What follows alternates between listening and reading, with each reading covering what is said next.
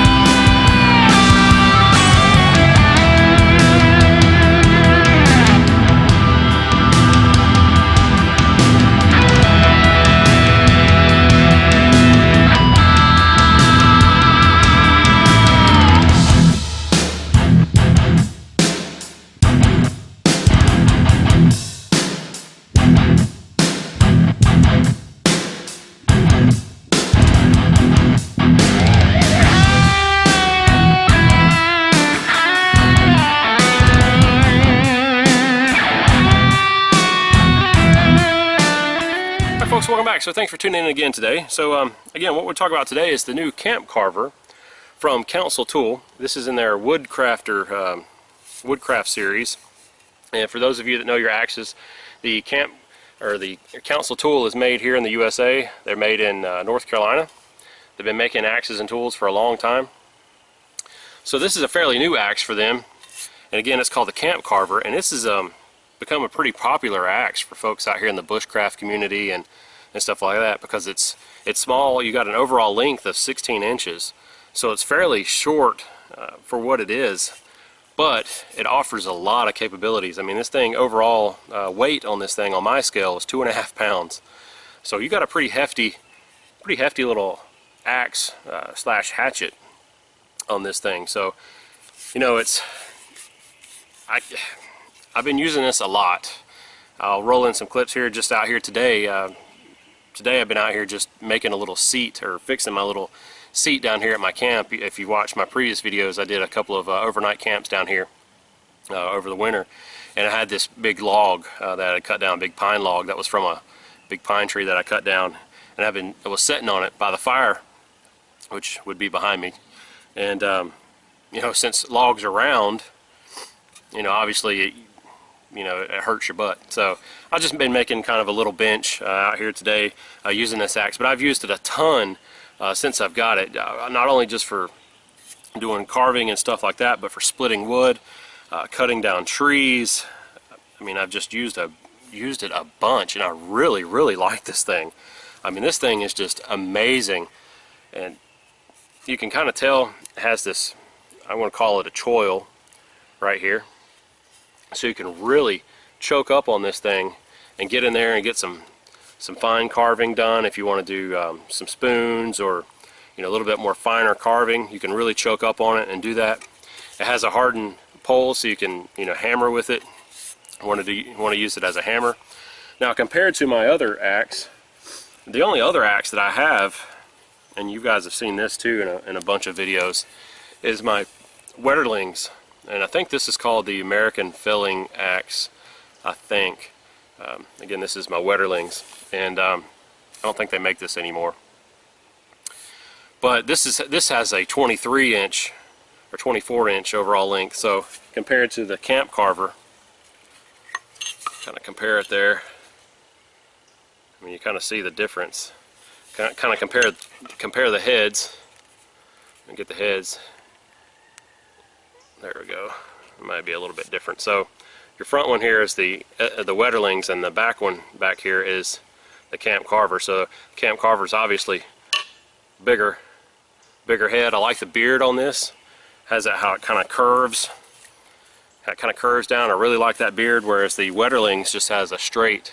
This is more for basically chopping trees and stuff like that. So, and I've used this a ton. I actually bought this from my good buddy Sean. And this was my first real axe, I should say. I mean, I've had axes and stuff, I've always had, basically cheap, you know, the cheap Coleman type things and really cheap stuff. So this was my really first axe, and it's been great until I got this thing. Now this thing is just amazing. I mean, I really love it. I picked this up actually Fiddleback Forge, or Fiddleback Outpost, which is a part of Fiddleback Forge. So Fiddleback Outpost actually sells these, and this is where I got this one from. So they actually sent this out to me, and I want to thank you guys again over at Fiddleback Outpost for sending it out. And I've really loved using this thing. It comes in a nice box, and it's, you know, wrapped up in some wrap, and it has a mask with it, which I'll have to put a picture of the mask because it's over here behind me in the chair. So it does come with a leather mask, and right out of the box it was okay sharp. I just touched it up a little bit. You know, with axes and stuff, a lot of people think they need to be super razor sharp.